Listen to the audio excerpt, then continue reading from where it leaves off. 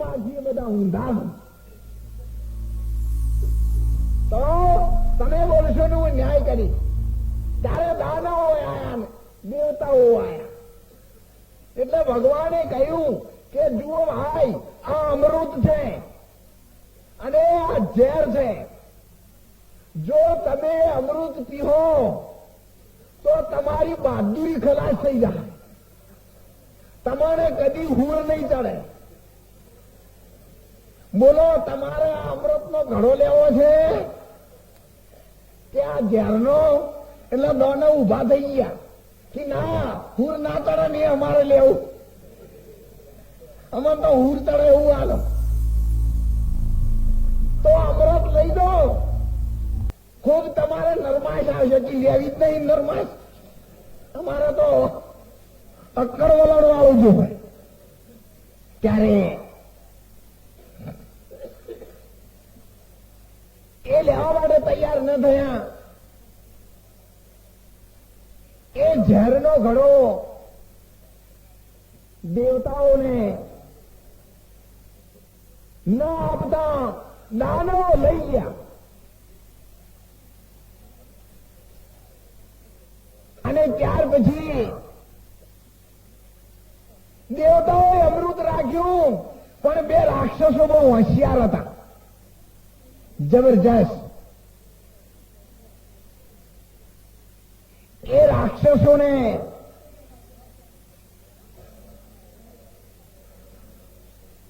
નક્કી કર્યું કે કદાચ છે અને જો આ દેવતાઓ ભેગા મળી અને જો કંઈક દગો કરશે તો બધા જ રાક્ષસો મરી જશે.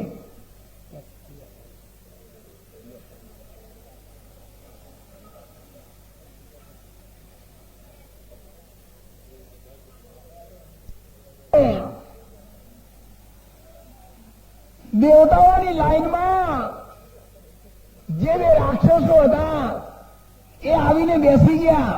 ક્યારે? જ્યારે અમૃત કુંભની વેચણી થતી હતી ત્યારે. પણ દેવતાઓને ખ્યાલ આવી ગયો. કોને?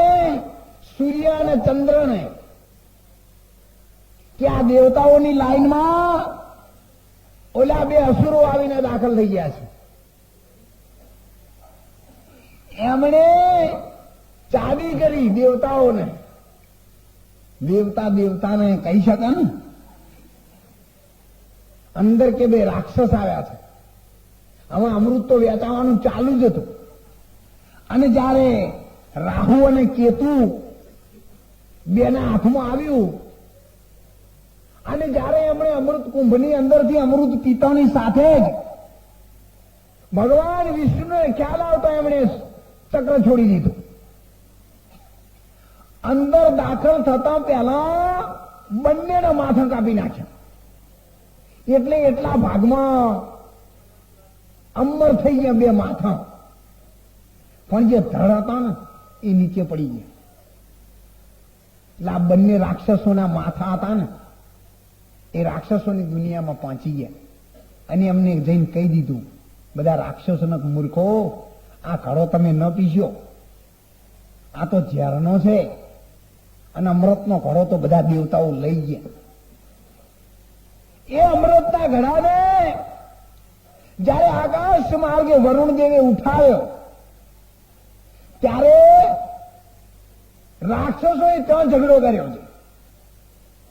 અને એ ઝઘડામાં અમૃત કુંભમાંથી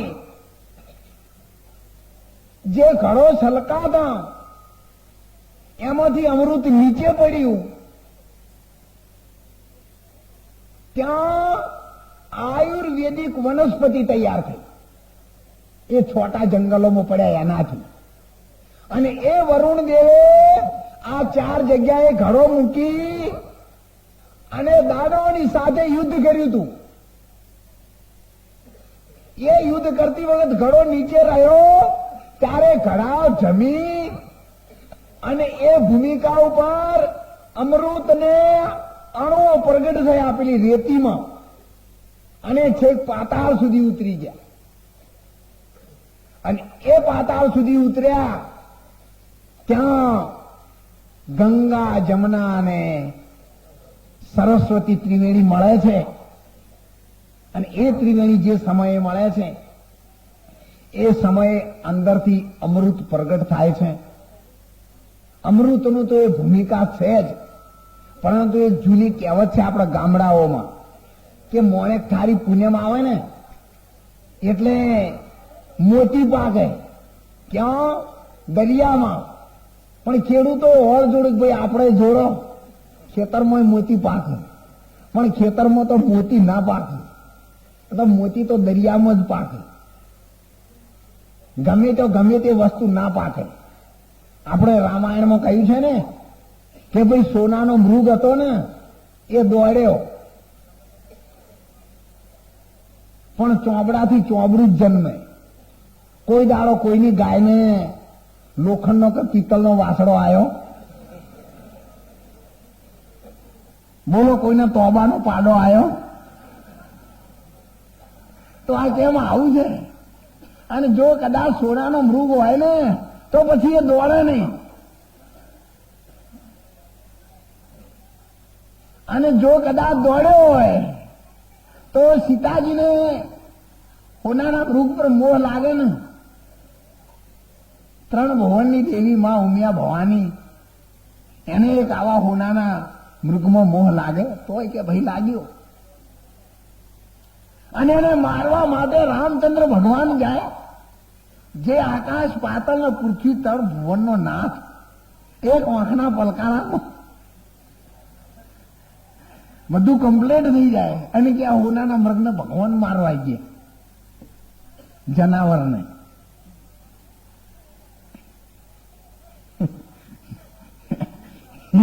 ઠાકોર હતા ઉનાળાના સાતમા કોણ લોકો મનવા તૈયાર થઈ જાય છે. એટલા માટે શાસ્ત્રમાં તો ક્યારેક એવું કહ્યું છે, શલ્ય રાજાને 72 મણનું માદળિયું એ રાખતો ગળાની માય. શલ્ય રાજાને 72 મણનું માદળિયું અને એ રાખતો ગળાની માય. એને તો દોરડું કેટલું જાડું, એની ગોઠ વળાણી કે નહીં. તમે સાચું બોલો ને મારા ભાઈ, ધટંગમાં દુનિયા ભૂલવાઈ ગઈ. શલ્ય રાજાને 72 મણનું માદળિયું એ ગળામાં રાખે 72 મણનું, તો એને દોરડું કેવું જાડું જોવે કહો. અને ગમે તેના તો એ મહેમાન ગતિ જાય તો ખાટલો કોમમાં આવે. 72 મણનું માદળિયું તો એનો કોઈક ઉપાડવા વાળાનો વજન હશે ને, તો એના પ્રમાણમાં દોરડા જાડા જોવે ને, તો પછી એની ગોઠ વાળવા 8-10 મણ ચીડી વળગાડવા પડે ને. તો આ મહાભારતમાં લખ્યું એટલે આપણે માની લીધું ભાઈ આવું હશે. 56 કરોડ યાદવો દ્વારકામાં, 56 કરોડ પબ્લિક આખા ભારતમાં ઉભરાય છે અને એકલા દ્વારકામાં રહે. તો એ તમે કોક મહારાજ કથા જબરદસ્ત કરે છે, પણ એના ભેદની આપણે કોઈ દિવસ વિચાર કર્યો નથી. અને એટલે સંતોના શાસ્ત્રોએ કહ્યું છે, વેદ હમારા ભેદ હૈ और हम वेदन की माए, जहां कबीरा रम रहा तहां वेदन को गम नहीं.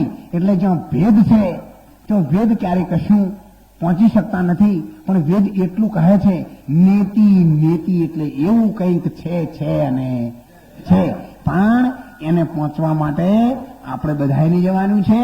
જો કઈ ન પહોંચી શકે तो मानसनी दुआ, यानी अंतरनी प्रार्थना, जब तक इंसान की प्रार्थना भगवान के द्वार तक नहीं पहुंच पाती, जो तुम्हारा अंतरनी प्रार्थना भगवान के देवी देवताओं सुधी पहुंची जाए तो पत्थर ની અંદર પણ પરમાત્મા પ્રગટ થાય છે અને થાય છે.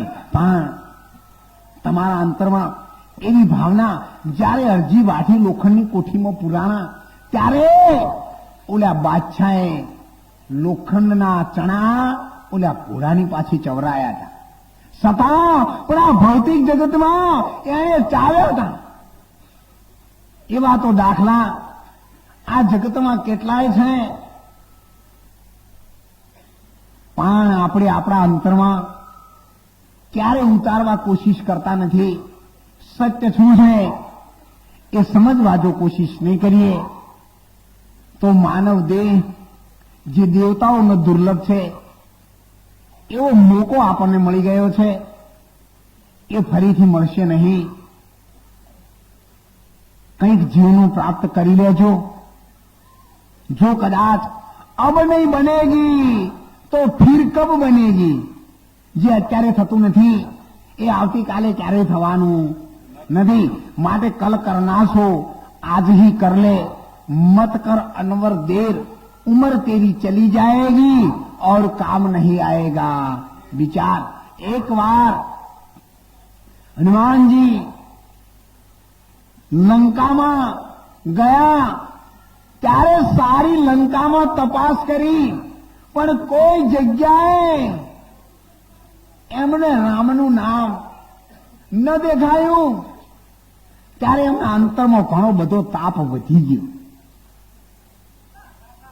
તમે ધન મૂકી શકો, દાગીના બેંકમાં મૂકી શકો, રૂપિયા બેંકમાં મૂકી શકો, પણ તમારા અંતરમાં જે વાત હોય ને એ એની બરાબરીઓ ન મળે ત્યાં સુધી તમે કોઈ જગ્યાએ ઊંઘી ન શકો, કોઈ જગ્યાએ શાંતિથી બેસી ન શકો. એ વાત મૂકવાની જગ્યા માણસના વિશાળ હૃદયવાળાના ત્યાં હોય છે.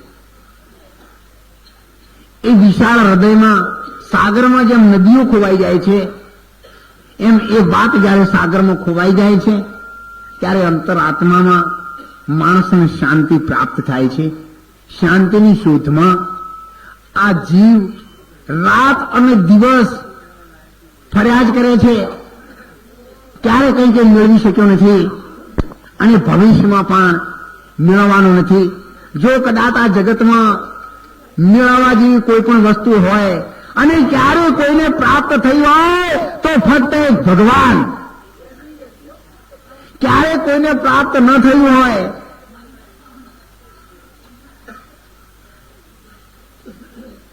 હમણાં ચોખાજીનો શીરો કરીને તમે કોનમાં ભરો. માતા પિતાના શું નામ હતા? શરાવણના મા બાપનું. અરે શરાવણના મા બાપની ચો વાત કરું છું. અમે અમારા દોહા બારના નામ દેતા નહીં અને એના ભાની અમે શું કરો ઓર રાખીએ. અમે તો અમારી ઓર રાખીએ છીએ.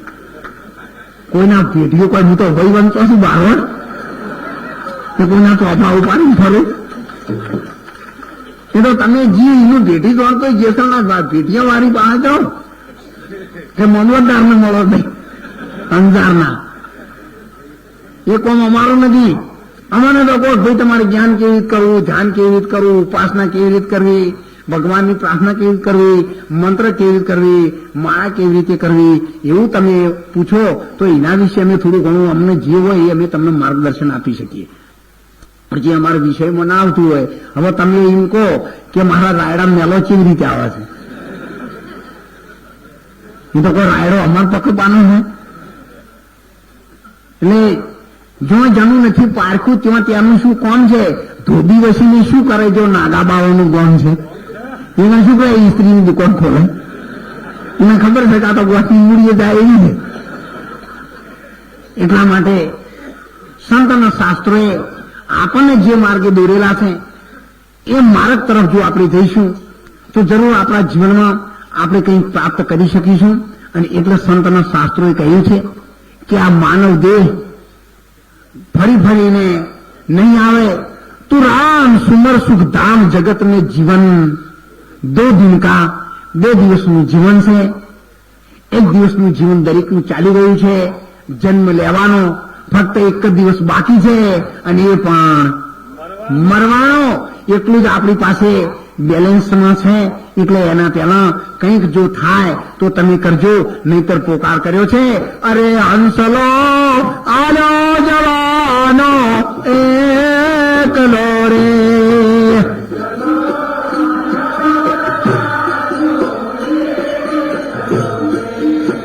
એટલે સંતોએ કહ્યું છે જેવું કાર્ય જે કરે છે તેવું તેને ફળે છે. ભલા બુરાનો બદલો સૌનો અહીંનો અહીં મળે છે. અને એ બદલામાંથી બચી માનવ જીવનને પરમાત્મા તરફ લઈ જવા માટે આપણે બધા ભગવાનના નામમાં એની દારૂ અને ગોજાના પીધેલા મૂર્ખાને તલપનાનો દૂધે, જેની તલપના છે ને એ ત્રિવેણીની પાર છે, જેના અંતરમાં પરમાત્માનો સાચો પ્રેમ નથી, પરમાત્માનો વિરહ નથી, એ એવા એક રાખો તમે રામથી. રાખે ચંદ્રને ચકોર, એ રાખે બપૈયોને મોર, એવા એક રાખો તમે રામથી. તમારા દેહથી તમારે કંઈ પણ હાલવાની જરૂર નથી. તમારા અંતરથી જો તમારી સુરતા હશે તો શૈલ નહીં, મિત્ર નહીં, સર્વ વસ્તુ એક સમાન છે. બ્રહ્માનંદની લહેરીમાં જેની વર્તી આંખે પહર જામ છે. સુરતા આકાશ માર્ગે ચડે છે. જેનું ધ્યાન 10મા દરવાજે લાગે એના શરીરથી ઊંઘના આહાર દે ભાગે. અને એટલે નહીં, અરે મોહને વીરે મારા ઘર પાછવાડે, મેરા મની મેરા નામ રે.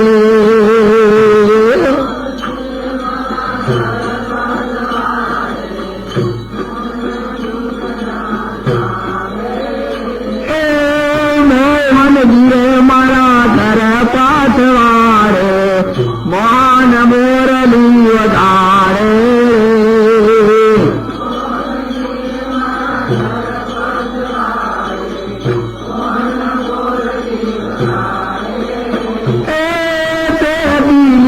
મને ચટપટ લાગી, મેરે લીમરા નાવે.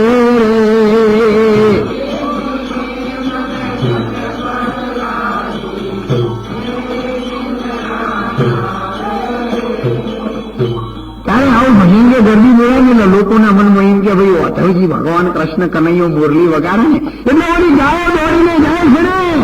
એ તો બધા દુનિયાના એક દ્રષ્ટાંત છે. પણ આ ઘટ ભીતર અનહદ નાદ નામ કી પૂજા બ્રહ્મ વૈરાગી દેવની દીજા. અને કાયામો વાજા વાગે વાગે આંખો કોરી, તાલ પખાવત બંસરી વાગે અને મરદંગ બંસરી વાગે છે ઘેરી ઘેરી. તમે જુઓ ગગનમાં હેરી બંસરી વાગે છે ને એમાં જેનું મન ડોલે છે. અત્યારે તો આ ભજનમાં લોકો રાગ નો તાલ વાગે ને એટલે નહીં જતા હરી હરી. પણ મોરલીના નામનો કદી નાગ ડોલે ને તો મદારીને ખબર હોય છે કે આ ગમે એમ ડોલે ને ઝેર નહીં ગયું. ડોલવાથી ઝેર જાય? શનાથી જાય કહો? એના દોત પડે તાણે એને મદારી તો ખબર હોય. જોનારા ડોલ્યો ભાઈ ઉનાળા આસામથી બહાર આવો મોરલી વાગે એટલે તો હા એના દોંત પાડ્યા સિવાય ઝેર જતું નથી. એટલે આપણે કદી ડોલી દઈએ ને તો એનાથી પરમાત્મા ઓળખાતા નથી. હા, જ્યારે તમે આચરણમાં મૂકશો તો તમારું જીવન જીવવાની સાચું જીવન જીવવાની મજા આવશે. બાકી તો વિષય વિકાર મિટાવો, પાપ હરો દેવા. કેટલાય વર્ષોથી આ માયાના કાર્યોમાં આપણે જીવન પૂરું કરી દીધું. એમાં શું કાઢ્યું કહો? સંસાર ધુમાડાના બાચકા, કઈ આવે નહીં હાથ, રંગ પતંગનો ઉડી જશે. અને જેમ આંકડાનું ફૂલ આ રંગ પતંગનો ઉડી જશે. જુવાની છે એનું નામ જ છે જવાની. પછી તો સવાલ નથી તમે ગમે એટલું હાચવશો પણ એ રહેવાની નથી. અને જે રહેવાની નથી એના ઉપર તમારો ભરોસો કદી રાખવાનો નથી. કોઈનો રાખ્યો એ નથી અને ભવિષ્ય પણ રહેવાનો નથી. દેશ કોઈનો રહેવાનો નથી, રહ્યો નથી. એટલા માટે ઈશ્વર સુમરણ સાથ છે, સાચું સત્સંગ એની સાથે છે એનો જ બેડો પાર થઈ જાય છે. અને એટલે ડુંગરપુરી મહારાજે કહ્યું છે રણુકાર પર ઝણુકાર है અને ઝણુકાર પર ज्योति. ये ज्योत के ऊपर अभय शून्य है, तहां बसत है मोती, संतो मोती लेना. ગોતી, દિલ દરિયામાં ડૂંકી મારો અને મોતી લો મને ગોતી. દરિયો કોને કહેવાય? તળાવ કોને કહેવાય? નદી કોને કહેવાય? જો પાણી ભરેલું હોય ત્યાં પાણી ભર્યું છે અને કાયમમાં 900 નદીઓ ભરેલી છે. ગંગા, જમના ને સરસ્વતી, ત્રિવેણીનો ધોમ, ભક્તિ કોઈ મર જીવવાના કામની. મૂર્ખ તારો ટળ્યો નહીં અભિમાન, ભક્તિ કોઈ સંત પુરુષના કામની. ભક્તિ તારો ભેદ ના જાણ્યો અને ગાધું આ જગતનું એઠું. ભક્તિ તારો ભેદ ન જાણ્યો અને ગાધું જગતનું એઠું. ભોગો ભગત કહે ભેદ વિનાનું, જમગારમાં કચારો.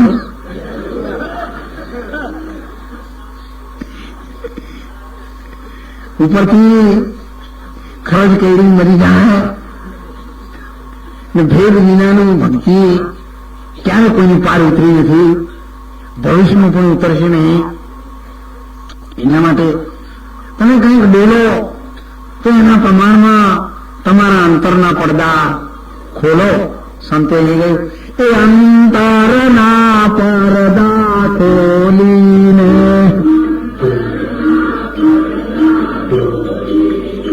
અંતરના પડદા ખોલીને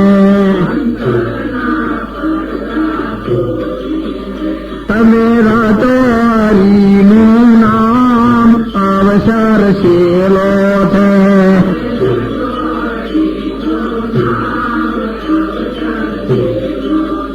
તમે રતોરીનું નામ અવસર શેલો છે.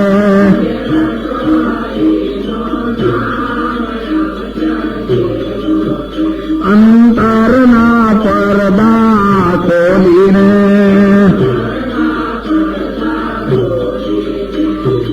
અંતરના પડદા એટલે શું કહેવાય? 10મા દરવાજા ઉપર એક પડદો છે. જે પડદો ઉપડે ને તો જ ઈશ્વરનું ઘર સામે દેખાય. બજારમાં શટર આવેલો, આમ કરીને શટર ઊંચું કરો ને દુકાનો બધો માલ ભરાય. જવું શટર અને એટલે કહ્યું છે કે ત્રિવેણી ઉપર ઊંચી મેળી છે મારા સંતની. એ મેં તો માલી ન જાણી, માલી ન જાણી અને મેં ઓળખી ન જાણી. ઊંચી મેળી છે મારા સંતની, ઊંચી મેળી અને અજબ ઝરૂખા. એ આકાશ બંધી મહેલ કિના, અજબ તમાશા મારા સદગુરુદેવના, જેને દોઈ કર જોડી આસન દીના. એ મારી બાઈઓ રે બહેનડીઓ, મેં તો ભીતર સદગુરુ ભાયા. અખંડ ભાણ ઉગ્યો મારા અંગમાં, મેં તો ભૂમિકા સંગળી ભાળી. એ સુન મઢીમાં મારા સતગુરુ બિરાજે તો ત્રિવેણી ઉપર વાગી રહી છે. એ તાળી મારી બાઈઓ રે બહેનડીઓ, મેં તો ભીતર સદગુરુ ભાયા. સતનામનો સતાર લીધો અને ગુણ ત્રિવેણી પર તખત પર ગાયો. એ જોધલ પ્રતાપો ભવાની રાજ, પછી એની અકળ લીલા એ વર્તાયો મારી બાઈઓ બહેનડીઓ. મેં તો ભીતર સદગુરુ ભાયા.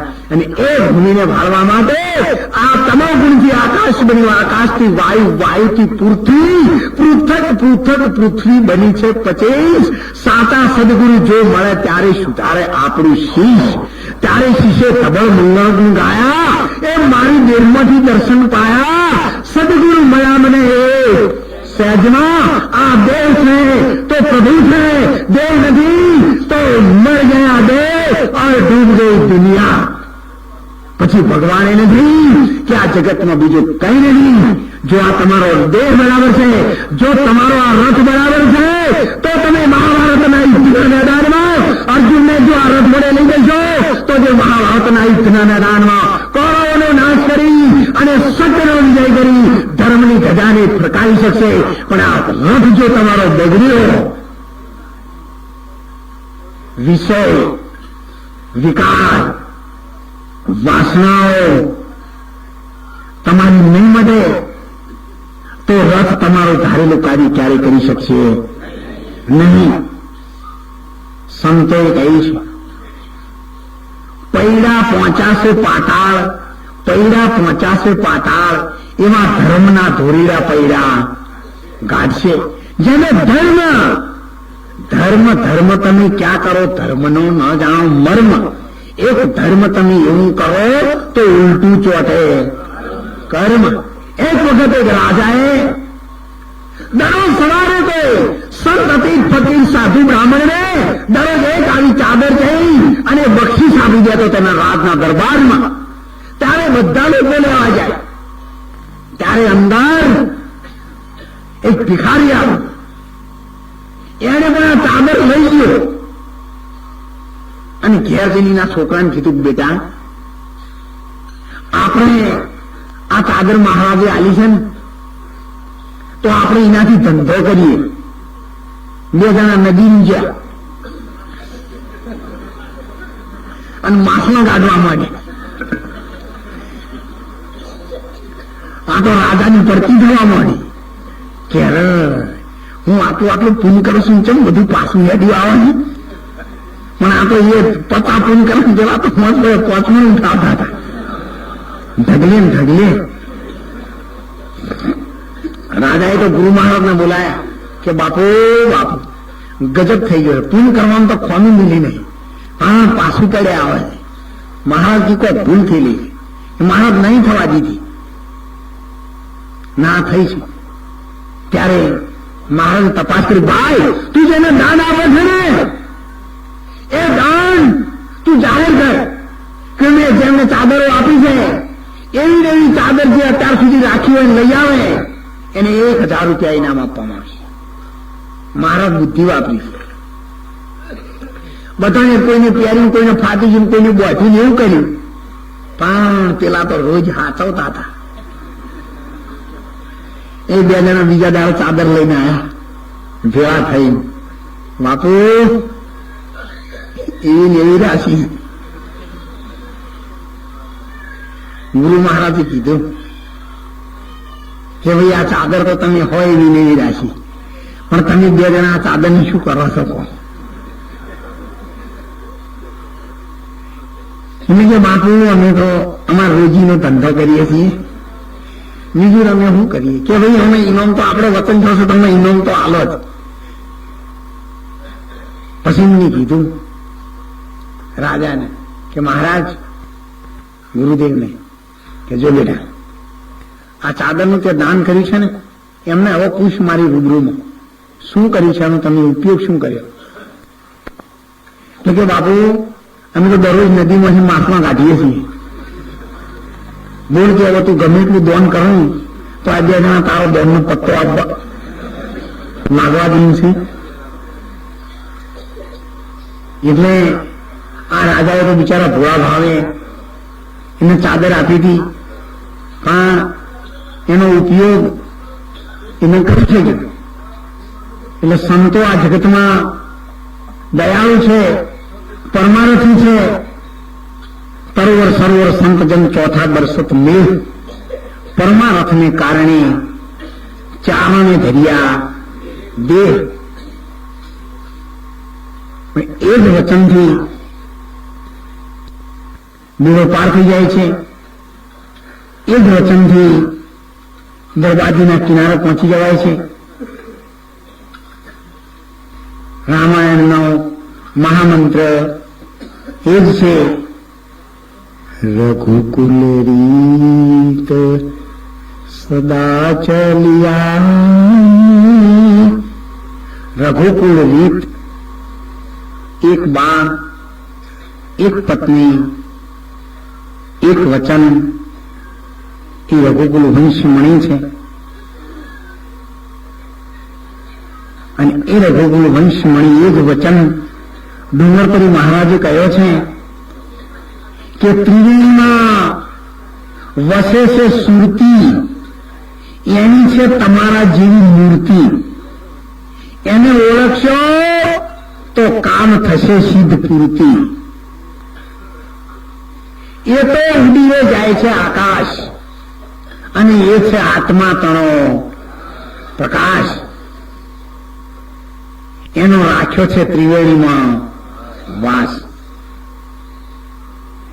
અને એટલે સંતોએ કહ્યું છે એ માઈ ગંગા જમના રેવા છે માય માય ગંગા જમના